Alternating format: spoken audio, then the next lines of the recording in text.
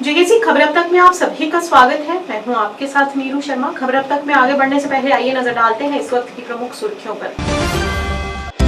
जम्मू कश्मीर प्रदेश Congress committee द्वारा आज महत्वपूर्ण मुद्दों को लेकर पत्रकार वार्ता की गई आयोजित। कार्यकारी अध्यक्ष अमन भल्ला और मुख्य प्रवक्ता रविंदर शर्मा ने किया। वन्य जीवन सप्ताह 2 अक्टूबर से 8 अक्टूबर तक मनाया जा रहा है। इसी सिलसिले में कई कार्यक्रम किए जाएंगे।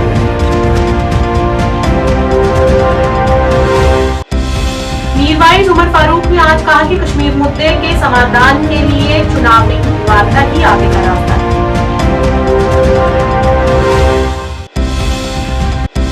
पुंछ में लड़कियों के लिए परीक्षा चिल्ड्रन शेल्टर होम में भारतीय सेना द्वारा मुफ्त चिकित्सा शिविर का किया गया आयोजन।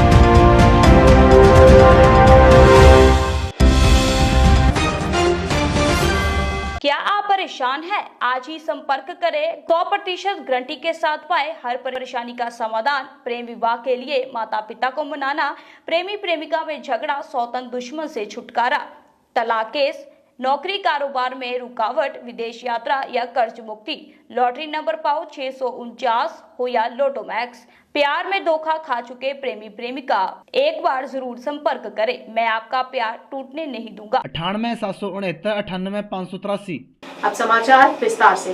कार्यकारी अध्यक्ष रमन भल्ला और वरिष्ठ उपाध्यक्ष एवं मुख्य प्रवक्ता रविंदर शर्मा के नेतृत्व में जेकेपीसीसी द्वारा पत्रकार वार्ता आयोजित की गई। अपने संबोधन में उन्होंने कहा कि जनता का भरोसा इस बार कांग्रेस पार्टी और नेशनल कॉन्फ्रेंस पर है और पूर्ण बहुमत से हम सत्ता में आएंगे। उन्होंने कहा कि सरकार बनाने से पहले 5 लोगों का नाम नतीजों से पहले किस तरह घोषित किया जा सकता है, जबकि चुनाव के नतीजे 8 को घोषित होने वाले हैं। उन्होंने कहा कि नतीजों से पहले 5 लोगों के नाम घोषित करना डेमोक्रेसी के साथ खिलवाड़ करने के बराबर होगा। देखिए, पहली बात तो ये है कि 90 लोगों की असेंबली के चुनाव हुए और उनकी किस्मत जो है वो मशीनों में बंद है। हमारा दावा है कि कांग्रेस नेशनल कॉन्फ्रेंस भरपूर बहुमत से सरकार बनाएगी और हमारे पास कंप्लीट मेजॉरिटी होगी। लेकिन इसके बावजूद भारतीय जनता पार्टी और मीडिया में रिपोर्ट्स है कि वो 5 लोगों को नामजद करना चाहती है सरकार बनने से पहले ही। 8 तारीख को चुनाव के नतीजे आएंगे, जिसके पास बहुमत होगा, अंतिम जो गिनती होगी उसमें जिसके पास बहुमत होगा उसका अधिकार है कानून, संविधान और जमहूरियत में। लेकिन 5 लोगों को नामजद करना ये एक फ्रॉड होगा, डेमोक्रेसी के साथ धोखा होगा। और उन तमाम लोगों ने जिन्होंने बड़े उत्साह से वोटिंग की है, उनके मैंडेट के साथ एक धोखा होगा कि आप उनकी मेजॉरिटी को माइनॉरिटी में बदल सकते हो। 5 लोग बहुत ज़्यादा होते हैं, एक आदमी पे सरकार बनती है, गिरती है। 2 नॉमिनेटेड एमएलए जहाँ होती थी वुमेन, वो भी हैं, लेकिन उनको सरकार बनने के बाद वो सरकार रिकमेंड करती थी और माननीय गवर्नर साहब, राज्यपाल उनको नॉमिनेट करते थे। ये विचित्र स्थिति है कि जो सरकार बनने वाली है उसका इंतजार नहीं करेंगे और 5 लोगों से दिल्ली से या कहीं से बीजेपी के दफ्तर से रिकमेंडेशन आएगी, गवर्नर साहब को भेजी से और वो रिकमेंड नॉमिनेट कर देंगे और वो नॉमिनेटेड लोग जो हैं वो फैसला करेंगे जनता के मैंडेट का कि जनता की सरकार कौन होगी। इसलिए ये बिल्कुल जो है वो यूनिक है डेमोक्रेसी में। ये डेमोक्रेसी के बेसिक स्पिरिट और कंसेप्ट के खिलाफ है। इसलिए हम ये मांग करते हैं कि जो 90 लोगों में से जिसके पास मेजॉरिटी होगी वो सरकार फॉर्मेशन करें। उसके बाद जो चुनी हुई सरकार होगी, कॉन्स्टिट्यूशन के तहत governor has to act on the aid and advice of the council of ministers. Governor साहब या उपराज्यपाल जो भी हों, उनको उस सरकार की एड एंड एडवाइस के मुताबिक जो है वो दस्तखत करने हैं, फैसला करना है। इसलिए जो एड एंड एडवाइस उनको आएगी उसके बाद करें। और हम चाहते थे कि पर्याप्त रिप्रेजेंटेशन हो। डिलिमिटेशन कमीशन के पास भी हमने मांग की थी। पीओजेके के 12 से 14 लाख लोगों के लिए 1 सीट की नॉमिनेशन रखी है। कश्मीरी पंडित भाई हमारे नॉमिनेशन रखी है और हमने ये कांग्रेस पार्टी की तरफ से कहा था कि 8 सीटें आपने माना है तो पीओजेके के विस्थापितों के लिए दी जाए। और सांगा असेंबली यहाँ पे सिर्फ बुद्धिस्ट लोग वोट लड़ सकते हैं। वो कहीं भी रियासत सिक्किम असेंबली के अंदर यहाँ भी बसे हैं, वो वोट डालेंगे कश्मीरी पंडित भाइयों की तरह, माइग्रेंट्स की तरह, और उनका वोट के पर उन्हीं से लड़ेगा, उन्हीं से जीतेगा और वही वोटर होंगे। तो ऐसी व्यवस्था यहाँ कश्मीरी पंडित के लिए बन सकती थी, उनके चुने हुए नुमाइंदे होते, पीओजे के रिफ्यूजीज के भी बन सकती थी। लेकिन इन्होंने ये नॉमिनेशन का प्रावधान रखा, इनके दिल में और मंशा यही थी कि 5 लोग हम अपने साथ जोड़ ऐड करके हम गिनती बढ़ा लेंगे। ये इसलिए रिकमेंडेशन दी गई। हम इसका विरोध करते हैं कि डेमोक्रेसी के खिलाफ कोई कदम लेफ्टिनेंट गवर्नर ना उठाएं। हम जनता में जाएंगे। जम्मू और कश्मीर वन्य जीवन प्रभाग उत्तर वन्य जीवन सप्ताह 2 अक्टूबर से 8 अक्टूबर तक मनाया जा रहा है। इसी सिलसिले में आज एक कार्यक्रम का आयोजन किया गया। इस मौके पर पेंटिंग प्रतियोगिता, जिसका थीम हमारी प्रकृति विरासत की सुरक्षा का आयोजन वन्य जीवन SOS द्वारा जम्मू और कश्मीर वन्य जीवन संरक्षण विभाग के सहयोग से उत्तरी प्रभाग बारामूला में किया गया। इस दौरान स्कूली बच्चों ने चित्रकला और निबंध प्रतियोगिता में भी भाग लिया।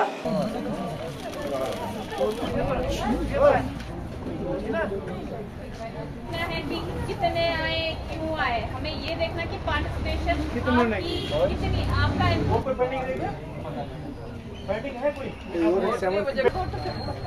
कार्डबोर्ड कितने काम है, जरा हाथ करेंगे cardboard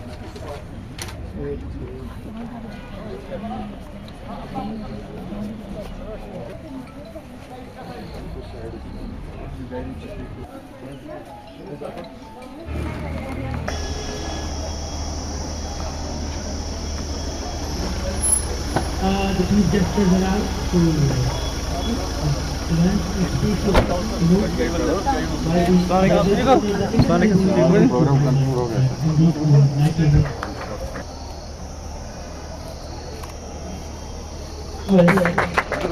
we have all gathered here to celebrate, but also to remind ourselves of the challenge that our wildlife faces, and that each of us fill it with knowledge, inspiration.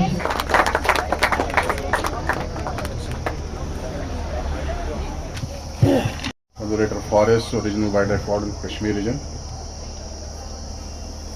हमारे respected dignitaries, उसमें क्या कहते हैं कि जब तक एक इंसान जो है उसकी नॉलेज, अगर आप चाहते हो कि कोई इंसान बदल जाए, ठीक है, तो सबसे पहले हमें क्या करना होता है, उस इंसान की नॉलेज को एनहांस करना। अपने दिल की उम्मीद गहराइयों से तमाम तलबा तलबात, उस्ताद किराम, खुसूसन NGO साहिबान, समीर साहब और मैडम जी का तहे दिल से शुक्रिया अदा करता हूँ जिन्होंने अपना कीमती वक्त निकाल कर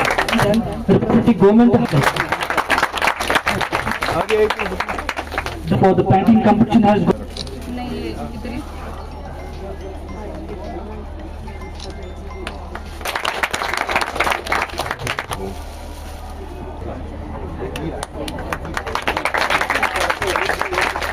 now let's move towards the second prize for the essay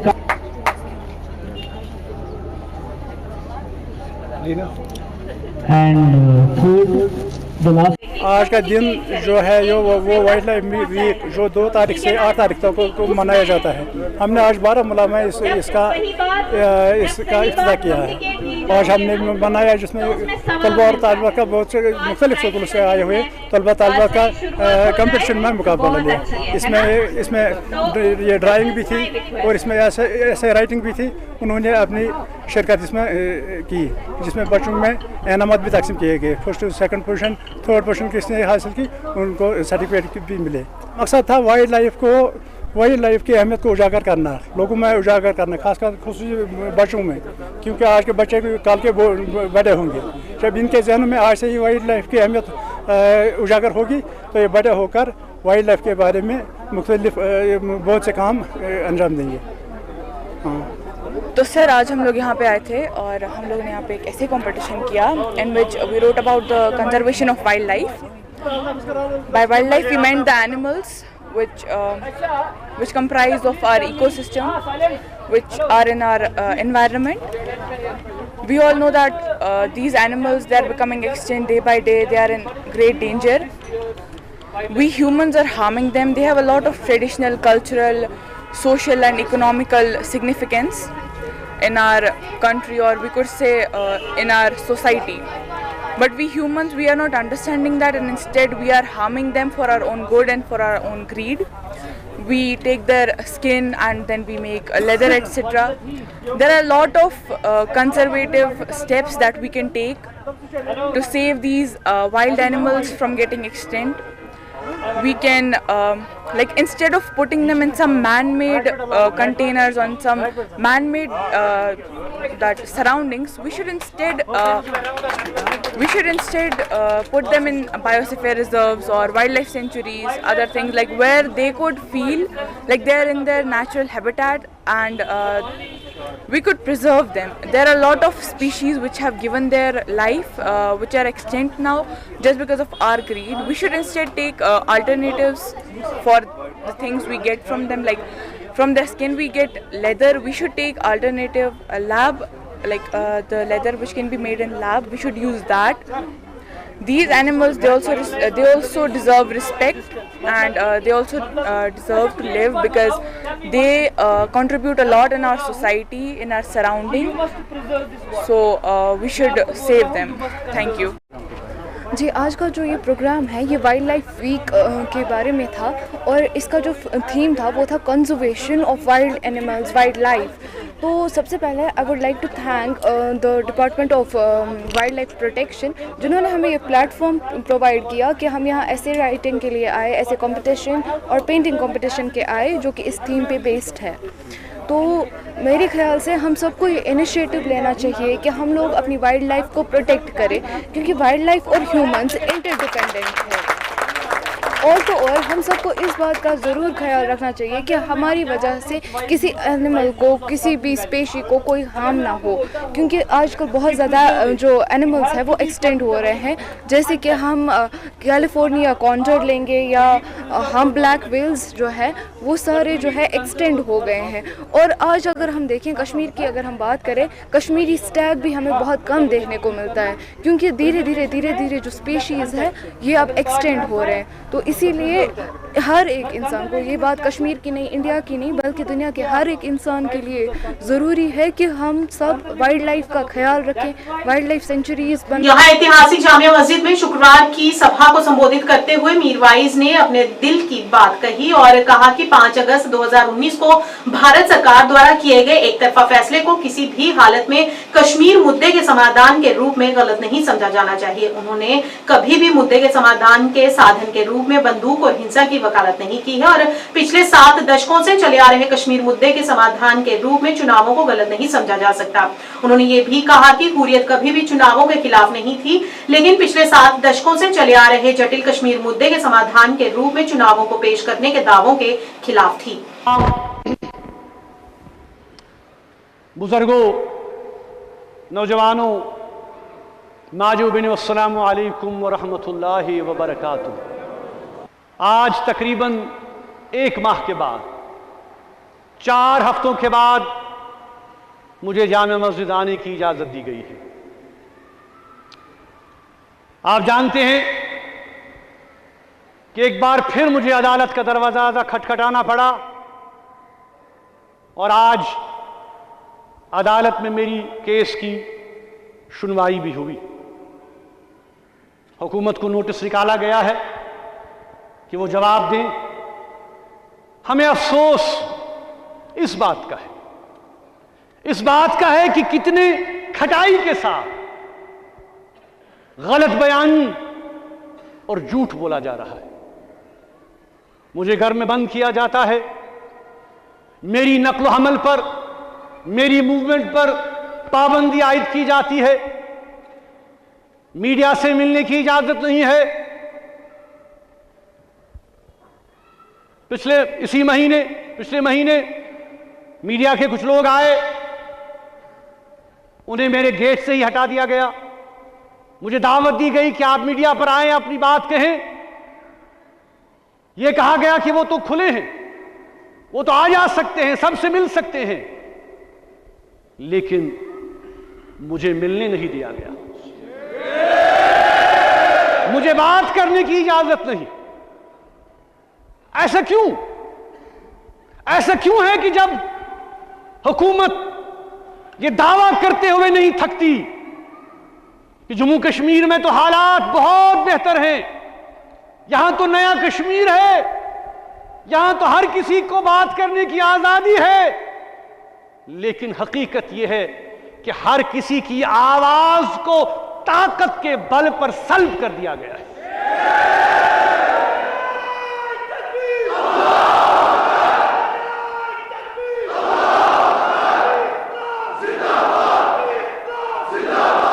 भारतीय सेना द्वारा पुंछ में लड़कियों के लिए परीक्षा चिल्ड्रन शेल्टर होम में मुफ्त चिकित्सा शिविर का आयोजन किया गया। इसमें बड़ी संख्या में बच्चों ने अपना चेकअप करवाया और उन्हें उचित परामर्श देकर मुफ्त में दवाइयां भी वितरित की गई।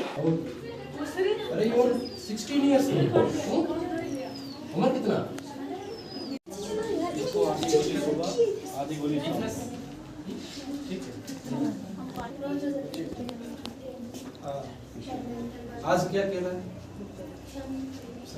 कल क्या खेला? स्टडी? उसके पहले?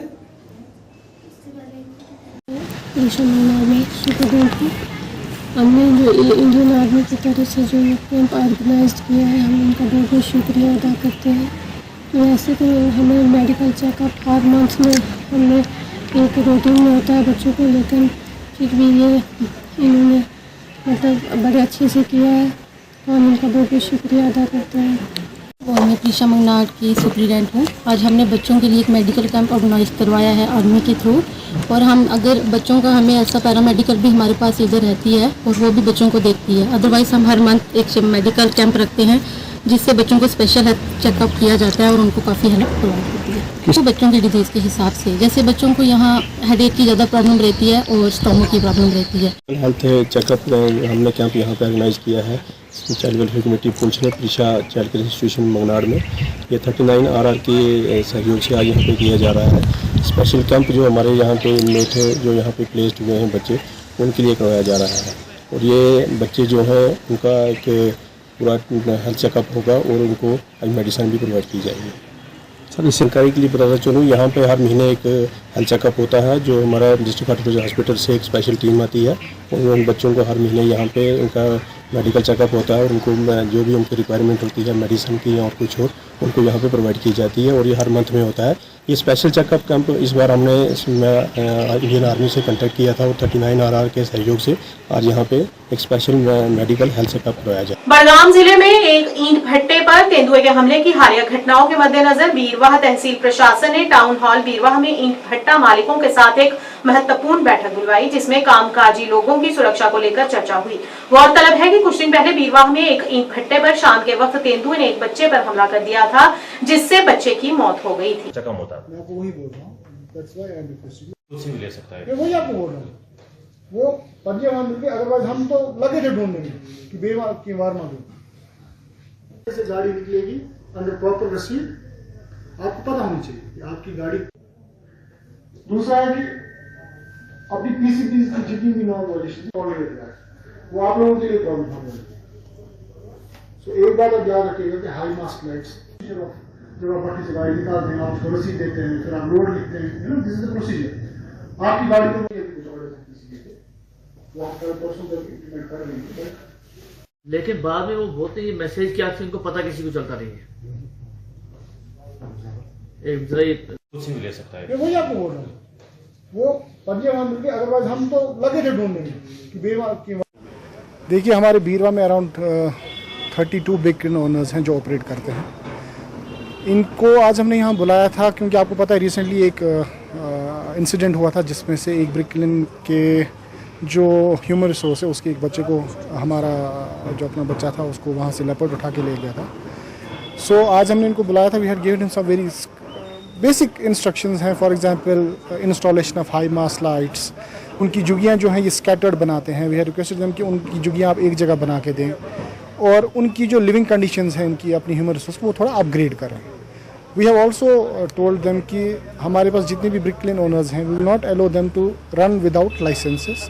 इनकी पीसीबी की कुछ गाइडलाइंस होती हैं, दे शुड इंश्योर कि उनकी वो पीसीबी की गाइडलाइंस भी ये फॉलो करें, अदरवाइज इनके लिए आने वाले टाइम में प्रॉब्लम हो सकती है। बिकॉज शायद मुझे नहीं लगता कि कोई brick kiln owner without license काम कर रहा होगा।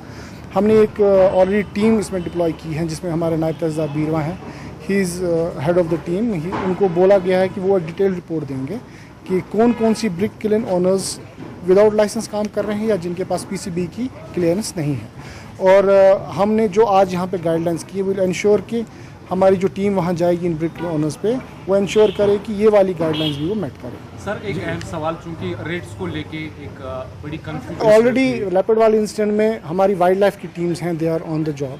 वो हमारी 3 वाइल्ड लाइफ की टीम्स हैं, हमारे केजेस लगे हुए हैं।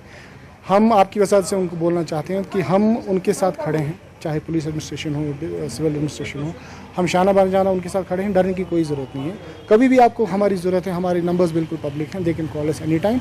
और वही सैयद जांबाज वली का 606वां उर्स मुबारक खानपुरा बारामूला में श्रद्धा ज़ियारत शरीफ सैयद जांबाज वली के बड़े धार्मिक उत्साह और भक्ति के साथ मनाया गया। इस मौके पर बड़ी संख्या में श्रद्धालुओं ने यहां पर आकर माथा टेका और सुख समृद्धि की कामनाएं की। उर्स को आध्यात्मिकता की बढ़ती भावना से चिन्हित किया गया, जिसमें धार्मिक विद्वानों ने सूफी नेता संत के जीवन की शिक्षाओं पर प्रकाश डाला। एडवाइजर जनाब डॉक्टर हलीम साहब तमन तमो कोर योर विजिट बेम एडमिनिस्ट्रेटर ये जनाब मोहम्मद अशरफ साहब तमन शुक्रगुजार बेस से अमलो तमन इंतहाई शुक्रगुजार। रात दो कर तमो ये और ये बढ़वक यह रौनक बढ़वक। बहरहाल तमाम ज़ायरीन शुक्रगुजार कि तमो तोर यह तमन ये तकलीफ वोत तमो कोर सह बर्दाश्त। बहरहाल तमन माजरत मांगान क्या यह सोन फॉल्ट कि बल्कि एडमिनिस्ट्रेशन फॉल्ट कम ज्यादा तमो कोर्मुत, मगर इत पे अम ब्रो करान तिथ पे हेक कर आज कह। डिप्टी कमिश्नर बारामूला इतला दिवान वन टाइम वन असर और मगरिब बे यह अशा नमाज तथ पे गई जियारत तम वक्त गई पावर बे खास कर आब रोजन यह तमन पुरजोर अपील करान।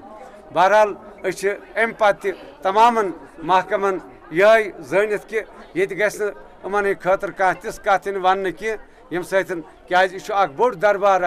बहरहाल यूत तमो कोर तम खतर तमन शुक्रगुजार। तो और बहरहाल थावन तुम यह ख्याल कि यह अवलियाए किराम सुन दरबार ये अगर कह कम कर सह इबादत मज मुजरा। बहरहाल युत योत तमाम यह पैगाम दिवान यम तत कद तमन गुजारिश करान कि पन बच्चे थो क्या सूफियत सतन यह गामजन और यह लिटरेचर ये जांबाज एकेडमी मुहैया कोर्मुत और यह करू पन बच्चन दियो हिदायत तुम इन योर एकेडमी पे और लिटरेचर पारन। अस थोमुत 15 दोन या रेतस पे कह किताब निवान सह पर लिटरेचर और तम सह फैज याब सपद। बहरहाल वनो यह कि रोजन हजरत सैयद मोहम्मद जांबाज वली रहमतुल्लाह राजी और बे रोजन खुदा तो खुदा रसूल सल्लल्लाहु अलैहि वसल्लम मीडिया इंतहाई शुक्रगुजार यम ये बार बार यह कवरेज दिवान और अमे अलाव लूकन हंद यम मसाइल तुम उजागर। अस्सलाम वालेकुम वरहमतुल्लाहि वबरकातुहू। अल्लाह का फजल है, अल्लाह की फजल करम से उस वक़्त तकरीब बसिलसिले हज़रत सैयद मोहम्मद जांबाज वली रुफ़ाई अलैहि रहमा अहद उर्स मुबारक के हवाले। तो सैयद मोहम्मद जांबाज वली रुफ़ाई अलैहि रहमा उस मोहताज तारुफ ज़ात छन कहीं यम ईरान इस्फहान पे वादे कश्मीर और सिर्फ मतलब तो मकसद अकुई दीन इस्लाम खिदमत दीन इस्लाम फलाह दीन इस्लाम कामयाबी हंद खतर दीन इस्लाम सरबलंदी हंद खतर।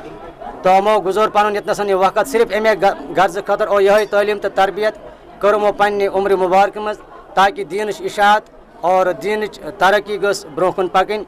और यह वजह कि इन सतन वुकन अकीदत मोहब्बत मवद्दत उल्फत लूकन योर लुक ज़ायरीन अकीदत सान मोहब्बत सान। अमुक मतलब तो मकसद और खुलास निचोड़ यही नेरान कि सैयद मोहम्मद जांबाज वली रुफ़ाई अलैहि रहमान पन्निस मुकद्दस दौरस मज दीन इस्लाम खिदमत कर्म और यह वजह लूकन दरबार सतन मोहब्बत अकीदत और दूर दूर लुक यह दरबारस मज और अम पतन यम दरबार मज फैज याब सपदान। और अजकिस उर्स मुबारकस पे लुक आमत अतराफो पे और अम पतन गई यतनसन तमो तबरुकात सतन निशानदही वन आई कर जुमे किस मौकस पे और सुबह आई कर और इंशाअल्लाह ताला यह सिलसिल रोज सैर तमत 5 टाइम बराबर जारी हो सारी और अम सतन गसन फैज याब। और तुहद शुक्रगुजार और अम अलाव क्या यह दोस पे यह मैसेज यसान दिन अवामस खसूसी तौर अहले सुन्नत वल जमातस कि यमन दरबारन सतन इत पे वुकन मुंसलिक पन बच्चे और पन औलाद तमन यह तालीम तो तरबियत दिन कि सानो असलाफो सानो बुजुर्गो कम आय कर दीन इशात दीन इस्लाम तरबियत दीन इस्लाम तालीम कम। कुछ दिन पहले हुए लेबनान में हुसनैन नसरुल्लाह की हत्या के खिलाफ आज श्रीनगर में अभी गुज्जर लाल चौक पर विरोध प्रदर्शन किया गया। इस मौके पर प्रदर्शन कर रहे लोगों ने अमेरिका और इजराइल के खिलाफ नारे लगाए और नसरुल्लाह की आत्मा की शांति की दुआ की। America Israel America Israel America तुम्हारे साथ है हम तुम्हारे साथ हैं या रसूल अल्लाह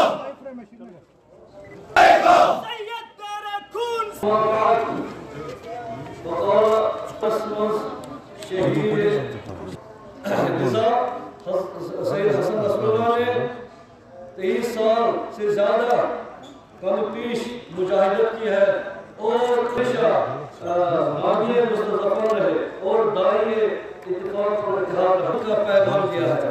आज भी हम यही कहना चाहते हैं कि अगर हमारा शहीद होए लेकिन अमन का पैगाम बाकी है, मुजाहिदत का पैगाम बाकी है, शहादत का पैगाम बाकी है, मुस्तज़फ़रों की हिमायत इंशाअल्लाह बराबर होते रहेंगे। इसलिए हम यहाँ को जिंदा रखेंगे, कायम और दायम रहेंगे। इस पैगाम को, इस मिशन को हम आगे ले जाएंगे। पैगाम अमन, पैगाम मुजाहिदत, पैगाम शुजाअत, पैगाम इसार अकीदत के ले जाएंगे। इंसानियत का दुश्मन इसराइल, इंसानियत का दुश्मन इसराइल, इंसानियत का दुश्मन इसराइल, बच्चों का दुश्मन इसराइल, इस्लाम का दुश्मन इसराइल, वहदत का दुश्मन इसराइल, वहदत का दुश्मन इसराइल।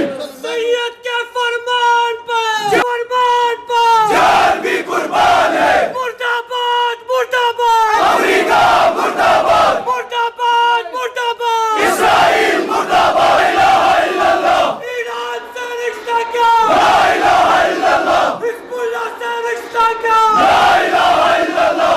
नारे तकबीर अल्लाहु अकबर, पांच नारे पंजतन एक ज़बानी नारा हैदरी हैदरी हमारी दरसगाह करबला करबला इबादतों का राबिता करबला करबला। उम्मत मुस्लिमा के लिए जो अमन का पैगाम दे रहा था, अमन का अलमबरदार था और इंसानियत के ऊपर जुल्म हो रहा हो, चाहे वो किसी धर्म का भी हो, किसी मजहब का भी हो। रहीम, आज आप ये प्रोटेस्ट देख रहे हैं, एहतजाज देख रहे हैं। नमाज गुजार, सब नमाज गुजार जमा हुए हैं, सब मुसलमान जमा हुए हैं। आज ये जो प्रोटेस्ट आप देख रहे हैं, ये एहतजाज जो देख रहे हैं, सब यहाँ मुसलमान जमा हुए हैं जो लुबनान में लीडर रहबर कायद मुकावमत शहीद हुए हैं, उसके खराज अक़ीदत के लिए हम यहाँ जमा हुए हैं। और हम ये जानते हैं कि शहीद मौसूफ़ जो है हामी थे मुस्तज़फ़ीन के, और उन्होंने अपनी मुजाहिदत से साल हर साल हामी बने, मुस्तज़फ़ीन जहान दाई इत्तिफ़ाक़ और इत्तेहाद रहे, हमेशा अमन का पैगाम देते रहे और इस राह में जाम नोश कर गए। और हम आज उसी शहीद के रास्ते को, मिशन को कायम और दायम रखना चाहते हैं। इसलिए हम आज यहाँ जमा हुए हैं। तमाम उम्मत मुस्लिमा को ताज़ियत पेश करते हुए हम शहीद के मिशन को ज़िंदा रखना चाहते हैं। ये सारा पुरअमन है और यहाँ हमने पुरअमन भी निकाला और हम भी पुरअमन पसंद है, अमन पसंद है। हम कहीं जो है ना वायलेंट अगर अंजाम नहीं देते हैं, ऐसे अल्फाज हम इस्तेमाल नहीं करते हैं जिससे दूसरों का जो है नुकसान उठाना पड़े। नहीं, हम हमेशा अमन पसंद रहे और अमन पसंद रहेंगे।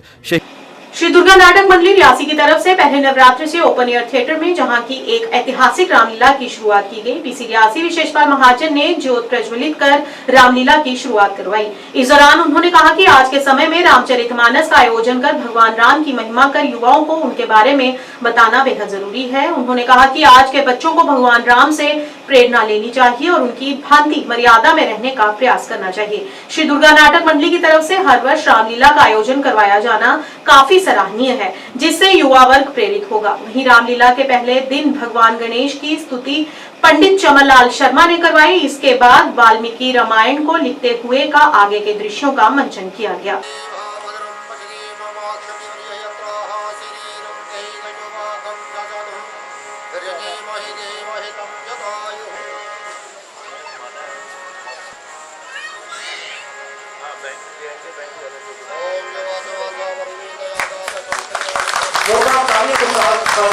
आपका स्वागत है दुर्गा नाटक मंडली के इस मंच पर मैं आपसे अनुरोध करूंगा। रामचंद्र की जय।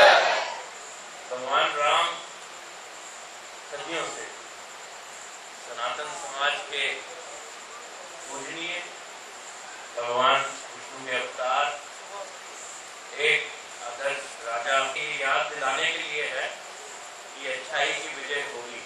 ये जिस तरीके से पिछले लगभग 100+ सालों से रामायण दिखा रहे हैं, आप सबके जीवन में और बेहतर तरीके से दिखाएं। आप आचरण भगवान राम द्वारा जो रामलीला के अलग अलग एपिसोड में आपको बताया जाएगा, उसको करें, अपने जीवन में उसका आचरण को फॉलो करें। महादेव का जोड़ा है था, तो आज की इस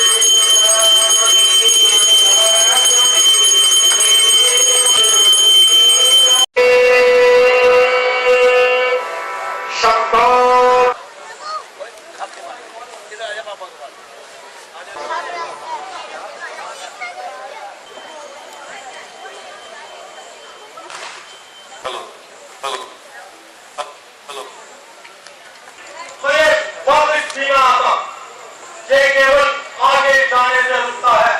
मैं इसे हवा में उड़ाना चाहता हूँ और ये जमीन की तरफ झुकता है। तो यहाँ तक कैसे आया मामा मालिक? क्या आपने ये विचारा है? तुम्हारा एक जड़ चीज है। इस सबने में देखो देखा जाना, काम किया, शुभ काम किया, जो किया सो हमने पहचाना। जाप की छाप कदापि नहीं, जब आप किया और भाग उठाना। राम को गिनो, सारा मंडल को उठाए कैलाश को। चंपाए बाण कर देने वाले पद तू कहाँ गया? सुना हो इस समय का, इस घड़ी का, इस अवसर का पसीना तक आ पहुंचा है, तेरी तक मेरे सर का।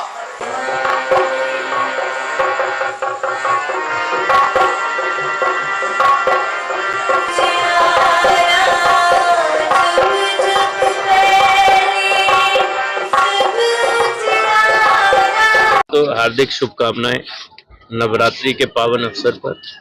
रामलीला भगवान राम के जीवन को ना केवल दर्शाती है, लेकिन हमारे कल्चर और ट्रेडिशन का एक इंटेग्रल पार्ट है। हर साल मनाई जाती है, हर साल हमारे नौजवानों को, बुजुर्गों को, बच्चों को एक मैसेज देती है, बुराई की हार, अच्छाई की जीत। अगर हम रामायण के सारे पाठ अपने जीवन में इनका आचरण करें तो मुझे लगता है कि हमारा देश, हमारा समाज एक बहुत बेहतरीन जगह होगी रहने के लिए। जहाँ तक दुर्गा नाटक मंडली की बात है, मैंने शुरू के ही दृश्य देखे, लेकिन बहुत अच्छे थे। मैं कोशिश करूंगा कि कम से कम 2-3 बारी आके और आगे देखा जाए। नाटक मंडली वाले जब मुझे परसों मिले तो इन्होंने मुझे बताया कि लगभग 135 वर्ष इनको हो चुके हैं। हमने टूरिज्म डायरेक्टरेट को भी लिखा है इनको सपोर्ट करने के लिए, और भी चीज़ों को एक्सप्लोर किया जाएगा कि कैसे इस मंडली की सपोर्ट की जाए, क्योंकि इनका जो 135 वर्ष का एक्सपीरियंस है और लाइफ है, वो ना केवल हमारी ट्रेडिशंस में एड ऑन करेंगी, बट इनका एक्सपीरियंस रामायण को एक नया आयाम भी देगा, रामलीला को एक नया आयाम देगा।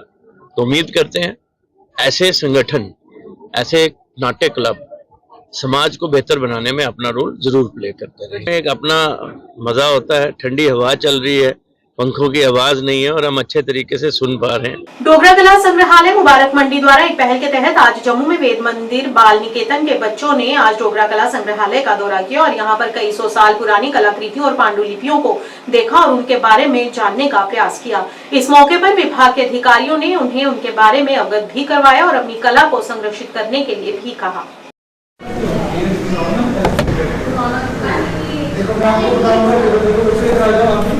जब आप म्यूजियम में जाते हो उसमें कोई भी चीज़ देखते हो 17th सेंचुरी मतलब 1600 कुछ 16th सेंचुरी मतलब मान लो आप कोई 400 साल पुरानी पेंटिंग है। वहाँ पर उन्होंने पॉइंट बनाए होते थे, वहाँ से फिर वो ऊपर फायर करते दुश्मन के ऊपर या फिर जंगली जानवर या किसी के ऊपर, ठीक है।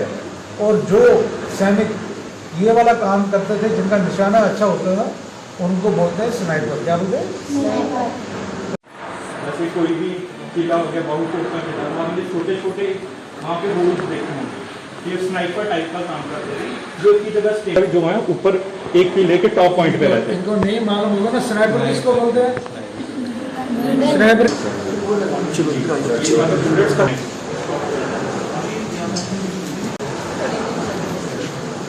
मैं आपसे पूछूंगा आज पहली बार इधर आ रहे इससे पहले आया होगा? कौन सी क्लास में हो आप? 4th और 5th के सारे बच्चे।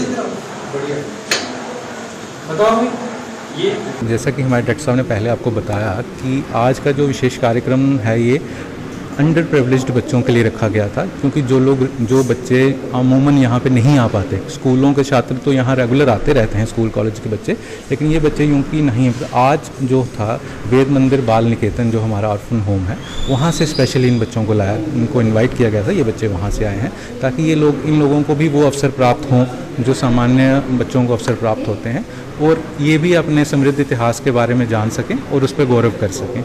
तो यही इस विभाग का प्रयास था आज।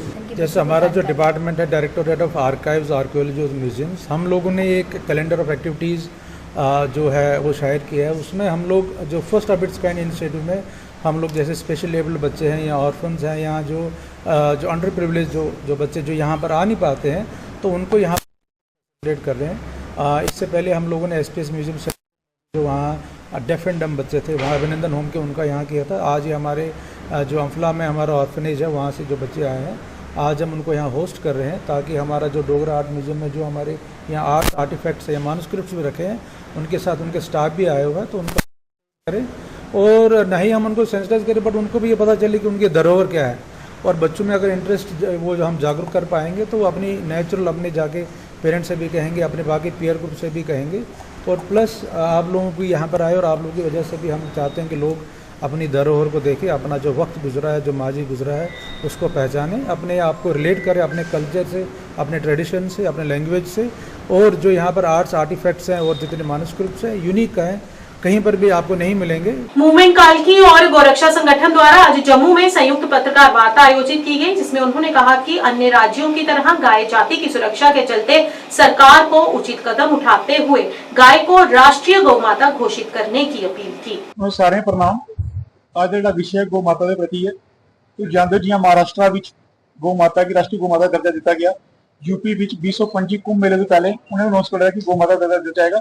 साडी डिमांड है कि ऑल ओवर इंडिया विच गौ माता की राष्ट्रीय गौ माता घोषित किया जाए ताकि कोई भी किसी भी कम्युनिटी अपना भाईचारा खराब ना हो। जो राष्ट्रीय पशु घोषित माता किया जाए उसके बाद कोई भी गुमाई समझी नहीं होनी है। तो साड़ी ये डिमांड है अपनी स्टेट सरकार अगे, सेंट्रल बीजेपी अगे, सुप्रीम कोर्ट के ऑलरेडी पिटीशन फाइल की गौ माता राष्ट्रीय पशु माता घोषित किया जाए। और जड़ी ये आए दिन दिखने हैं कि साढ़े जम्मू सिटी भी रात गुमाई सोने 3-4 लोग ही 3-4 गड्डियां एक्टिव होंगी रात गवां चुकते हैं, लिफ्ट करते हैं, गड्डी पाई लेते दोस्ती नेशनल हाईवे श्रीनगर है 250 300 400 ट्रक पर डे गुमाई सोने जाता है। ये चीज़ें खत्म करने से राष्ट्रीय माता घोषित करना बहुत जरूरी है क्योंकि अगर सपोज करो कोई भी पुलिस वाला रात 10 गड्डियां पड़ लेते हैं, सब तो बड़ी समस्या है कि गांव रखनी कुछ जी गौशाला अज की डेट में जम्मू कश्मीर अंदर बनी दी वो सिर्फ एक अड्डा बन चुकी दी। कोई भी गौशाला जम्मू कश्मीर अंदर नहीं है, वो सारिया डेयरियां दुध की डेयरियां। एक गौशाला बनी ही 5 कलाई जी म्यूनसिपैलिटी ने बनाई, वो भी कुछ बंदे गलत बंदे हथ चली, वो भी एक अड्डा बनी है। ਤੇ ਇਹ ਸਮਾਜ ਹੀ ਜਾਗਣਾ ਪਾਉਣਾ, ਜਿਵੇਂ ਸਮਾਜ ਜਾਗੇ करता है इयां मैं ना और समाज जागे। बड़े बड़े लोग आए, बड़े चलिए गौ माता के प्रति अंदोलन शुरू किए, कहीं रही है, कहीं चला है, कहीं रही है, असें अज नहीं 10 साल चलिए ना।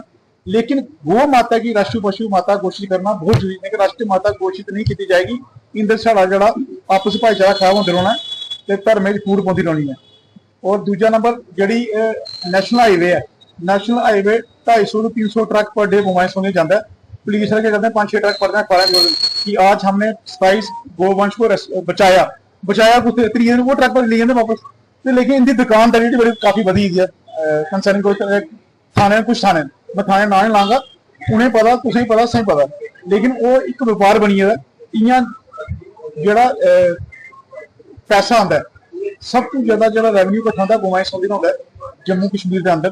और जी असं एवरेज कड्डी 5-7 साल का काम किया, एक महीने का 2.5-3 करोड़ रुपया खाली सुक्का पैसा आता गोमाई सौदी का, तो बंद करना बड़ा मुश्किल हुई है। हूँ जिन्नी देर यदा कानून नहीं बनया, ला नहीं बनया, तो इसका नामुमकिन है। अस चाहते हैं कि जल्दी से जल्दी एक कानून बने जाए, गौ माता राष्ट्रीय माता घोषित किया जाए। खबर अब तक के आज के इस अंक में इतना ही। नया अंक लेकर फिर हाजिर होंगे, तब तक के लिए दीजिए इजाजत। नमस्कार।